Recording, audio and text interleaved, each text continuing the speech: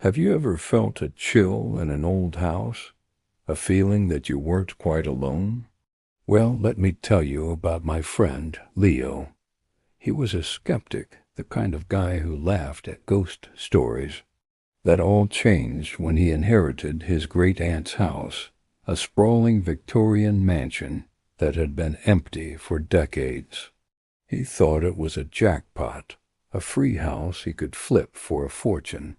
He moved in temporarily to start the renovations himself. The first week was normal. Dusty furniture, creaky floorboards, the usual old house noises. But then things started to get weird. It began with small stuff. He'd leave a hammer in the living room and find it back in his toolbox. He'd close a door only to find it wide open a few minutes later. He blamed it on a bad memory, on the house settling. He was a rational guy, after all. Then came the whispers.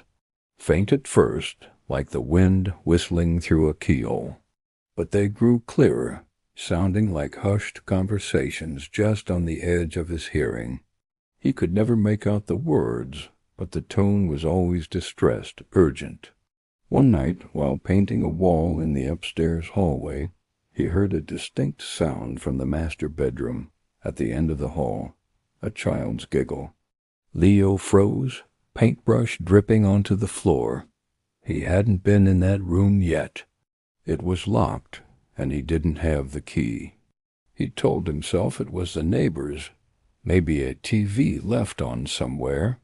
But the house was isolated, set back from the road by a long, winding driveway. There were no neighbors close enough to hear.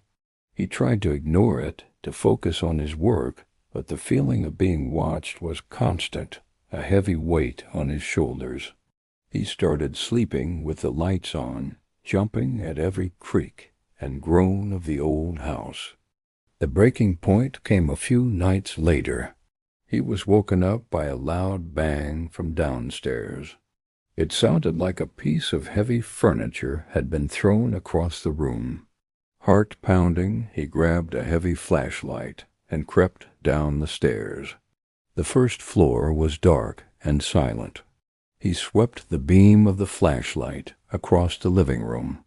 Everything was in its place, covered in dusty sheets just as he'd left it. He checked the dining room, the kitchen. Nothing. Relieved but shaken, he started to head back upstairs.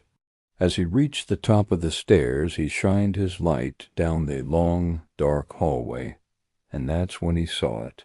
At the very end of the hall, standing in front of the locked master bedroom, was a small figure.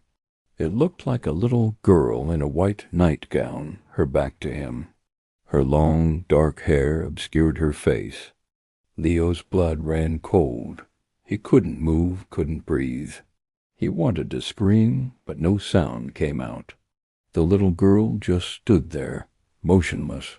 Then, very slowly, she started to turn her head.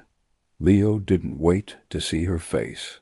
He turned and bolted, running out of the house, and not stopping until he reached his car.